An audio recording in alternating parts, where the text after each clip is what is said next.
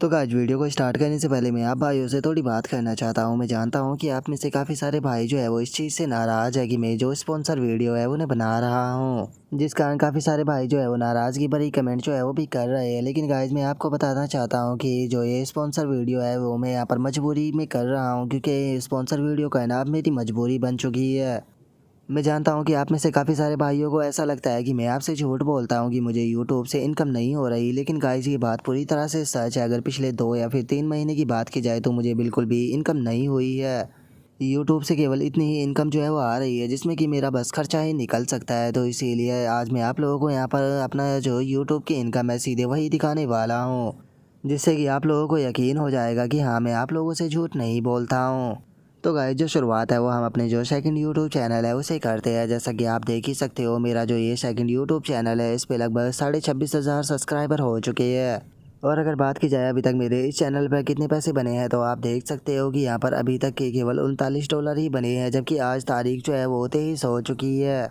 और गाइस ऊपर लिखे हुए जो $54 है उन्हें देखकर बिल्कुल भी कंफ्यूज मत हो जाना, क्योंकि वो बस एक यूट्यूब का अनुमान होता है कि आपके इस महीने इतने डॉलर बन सकते हैं, वो इस महीने का रिवेन्यू नहीं है। जिसके बाद में अब अगर बात की जाए मेरे तीसरे यूट्यूब चैनल की, तो जो मेरा तीसरा यूट्यूब चैनल है उसके ऊपर आप देख सकते हो 20,000 सब्सक्राइबर हो चुके हैं। और अगर इस महीने के पैसे की बात की जाए तो अभी तक केवल $17 ही बने हैं, जो कि बहुत ज़्यादा कम है।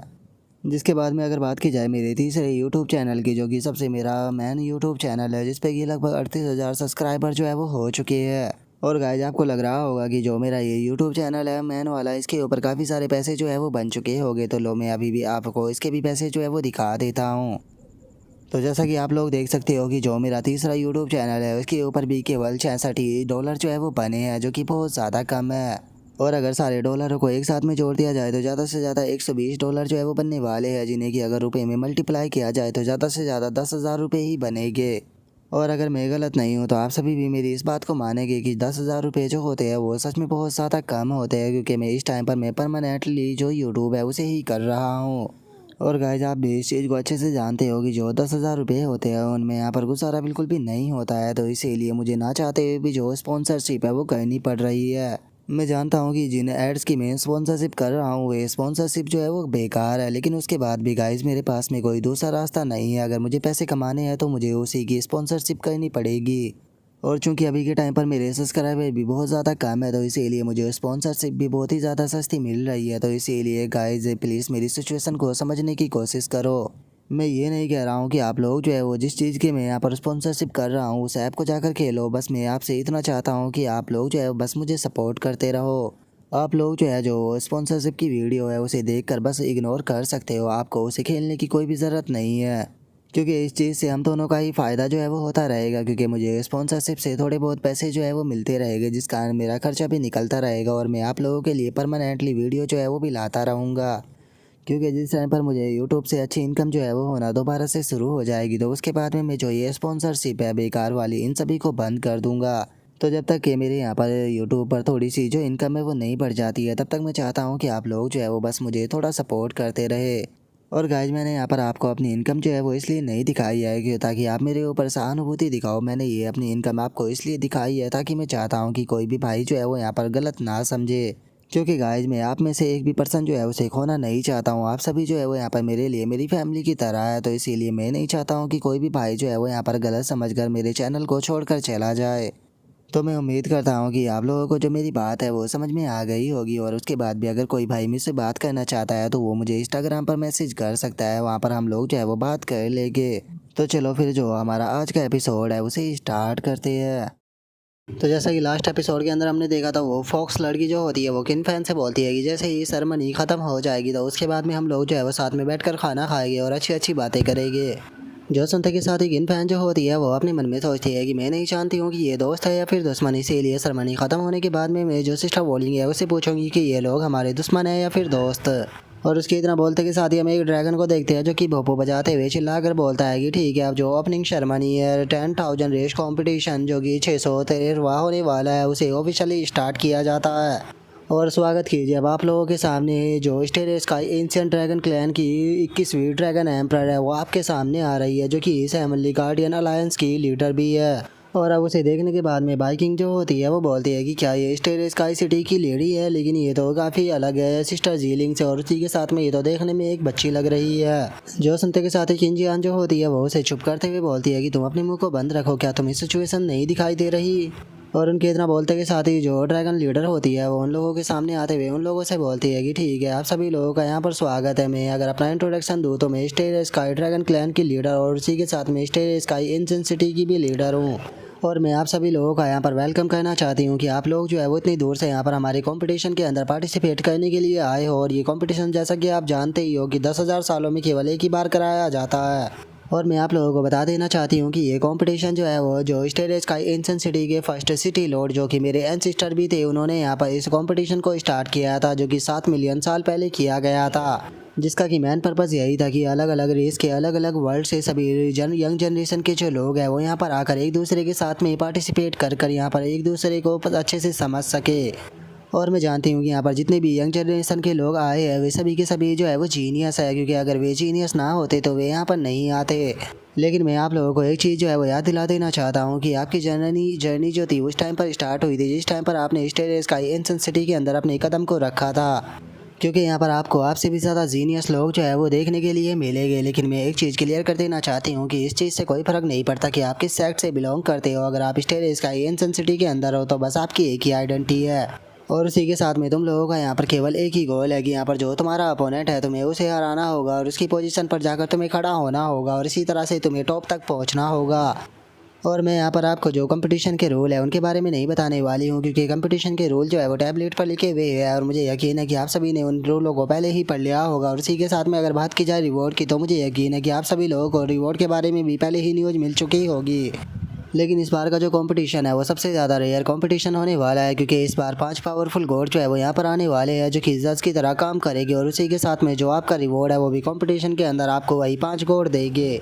और चूँकि इस बार का जो कंपटीशन है वो सबसे ज़्यादा कीमती कंपटीशन है तो इसीलिए इस बार में मिलने वाले जो रिवॉर्ड है वो भी सबसे ज़्यादा कीमती होने वाले हैं। इस प्रकार के जो रिवॉर्ड है वो आज से पहले कभी भी नहीं मिले थे। क्योंकि मैं उन 5 गॉडों के बारे में आपको यहाँ पर मोटा मोटा उनका इंट्रोडक्शन जो है वो दे देना चाहती हूँ। वे 5 के 5 गॉड रियलम जो है वो डाउ रियलम की पीक पर पहुँच चुके हैं और उसी के साथ में उनकी रेपुटेशन जो है वो इस पूरे वर्ल्ड के अंदर फैली हुई है। तो चलो फिर एक एक कर उन सभी का वेलकम करते हैं।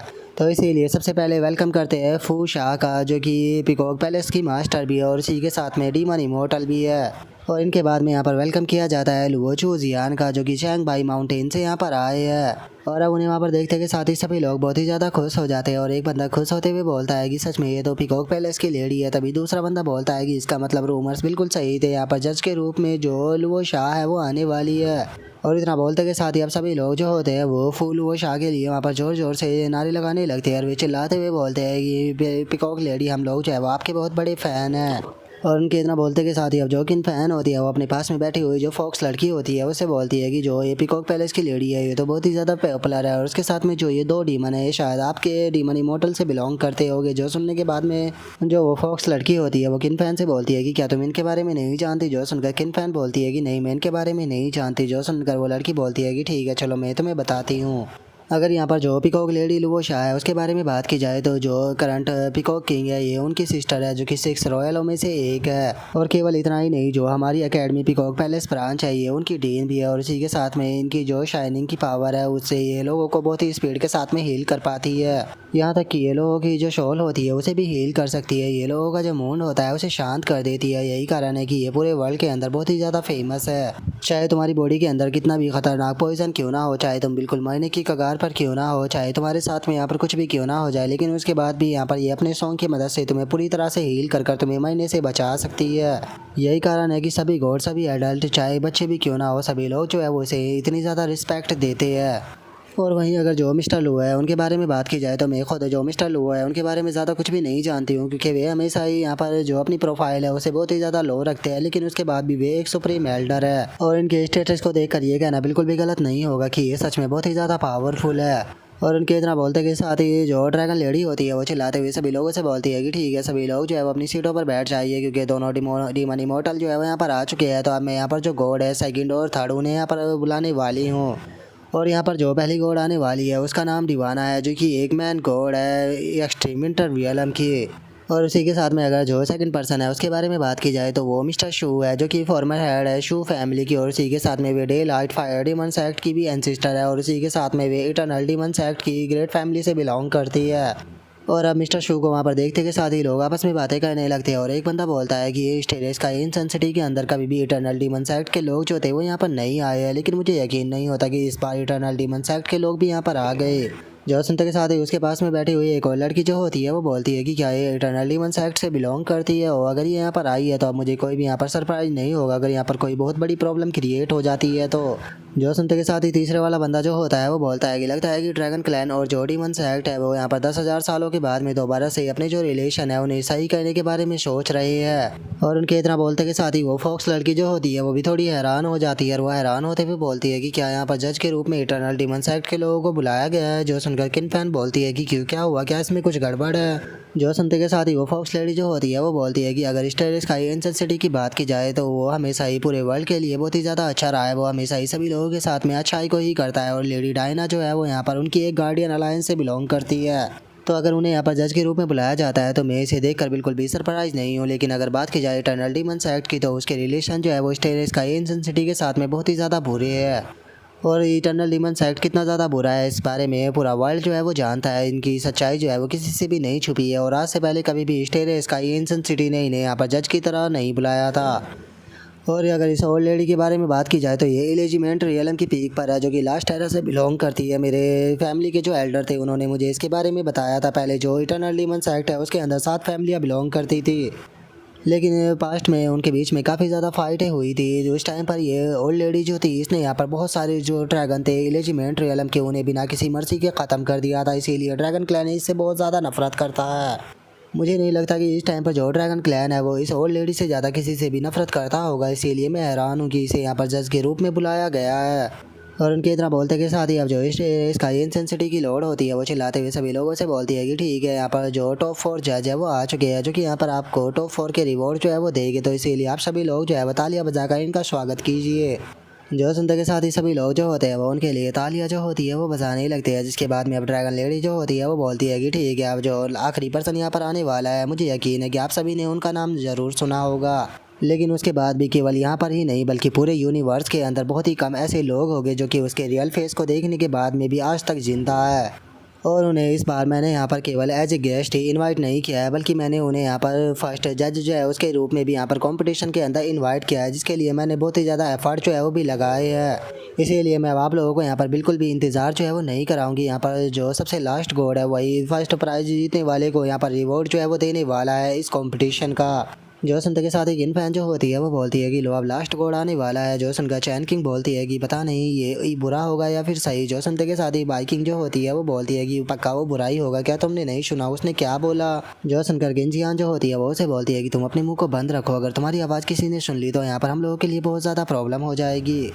और इसके इतना बोलते के साथ ही जो ड्रैगन लेडी होती है वो चिल्लाते हुए सभी लोगों से बोलती है कि ठीक है, तो आप सभी लोग जो है वो यहाँ पर स्वागत कीजिए हमारे हेवनली गार्डियन अलायंस के ऑनरेबल वॉइस मास्टर का, जिन्होंने कि थर्ड वर्ल्ड डिजास्टर के दौरान यहाँ पर हमारा वर्ल्ड जो था उसे बचाया था। और हमारे वर्ल्ड को बचाने के लिए पता नहीं उन्होंने कितने बुरे कोड्स जो थे उन्हें भी ख़त्म किया था, जिन्हें कि इस पूरे हेवन और इस पूरे वर्ल्ड के अंदर सबसे स्ट्रॉन्ग पर्सन जो है वो माना जाता है। उनकी एज का कोई भी उनसे ज़्यादा पावरफुल पर्सन जो है वो इस वर्ल्ड के अंदर मौजूद नहीं है, जो कि सुप्रीम गॉड है 10,000 डाउ सेक्ट का। और अब इस चीज़ को सुनते के साथ ही हम देखते हैं कि सभी लड़कियां जो होती है वो बहुत ही ज़्यादा हैरान हो जाती है। और जो ड्रैगन लेडी होती है वो चिल्लाते हुए बोलती है कि तो वेलकम कीजिए चैन ई का। और अब हम देखते हैं कि जो चैन ई होता है वो वहाँ पर आ जाता है। और अब चैन ई को देखते के साथ ही सभी लोगों के अंदर एक अलग ही डर जो होता है वो दिखाई देने लगता है। और एक बंदा बोलता है कि क्या ये वही गॉड है जिसने कि सभी गॉड्स को ख़त्म कर दिया था। जो सुनते के साथ ही जो दूसरी लेडी होती है वो उसे बोलती है कि अपनी आवाज़ को थोड़ा धीरे रखो, अगर उसने यहाँ पर तुम्हारे होठों को भी फटकता हुआ देखा तो वो तुम्हें यहाँ पर ख़त्म कर देगा। और उनके इतना बोलते के साथ ही जो फॉक्स लेडी होती है वो चैन ई को देखते हुए बोलती है कि ओ अच्छा, तो ये इस वर्ल्ड का नंबर 1 किलर है, लेकिन जितना मैंने सोचा था ये तो उससे भी ज़्यादा जेंटल दिखाई देता है। और इतना बोलते के साथ ही वो किन फैन और बाकी लड़कियों की तरफ देखती है, जिन्हें देखने के बाद में वो बहुत ही ज़्यादा हैरान हो जाती है। और हैरान होते हुए उनसे बोलती है कि क्या हो गया तुम लोगों को, आखिर तुम ऐसे क्यों देख रही हो। और उसके इतना बोलते के साथ ही जो हुआंग होती है उसका ध्यान जो होता है वो उन चारों के ऊपर चला जाता है। और अब उन चारों को देखने के बाद में जो हुआंग होती है वो उन्हें हाई करेंट बोलने लगती है। लेकिन तभी हम देखते हैं जो चैनी के साथ वाली लड़की होती है वो आकर हुआंग को पकड़ लेती है और हुआंग से बोलती है कि हुआंग सभी लोग जो है वो हमें देख रहे हैं, तो इसीलिए जो ग्रैंड मास्टर है उनके साथ में रहो। और अब इस चीज़ को देखने के बाद में जो किंजियान होती है वो हैरान होते हुए बोलती है कि ये कोई इल्यूजन नहीं है बल्कि ये हुआंग ही है। तभी जो किंजियान होती है वो भी हैरान होते हुए बोलती है कि मैंने नहीं सोचा था कि मास्टर जो है वो एक बुरे गॉड होंगे। जो सुनते के साथ ही जो किन फैन होती है वो भी शौक होकर चिल्लाते हुए बोलती है कि मैंने नहीं सोचा था कि यहाँ पर आने वाला सबसे पावरफुल गॉड जो है वो जो कि इस कंपटीशन के अंदर फर्स्ट प्राइज को देगा वो कोई और नहीं होने वाला बल्कि वो हमारे मास्टर है। और अब चारों लड़कियों के इतना बोलते के साथ ही हमारा आज का एपिसोड जो होता है वो यहीं पर ही कंप्लीट हो जाता है। तो नेक्स्ट एपिसोड के अंदर देखिए कि आगे क्या होता है। अगर आप लोगों को वीडियो अच्छी लगी हो तो लाइक करना, चैनल को सब्सक्राइब करना। मैं मिलता हूँ नेक्स्ट एपिसोड में, तब तक के लिए बाय बाय गाइस।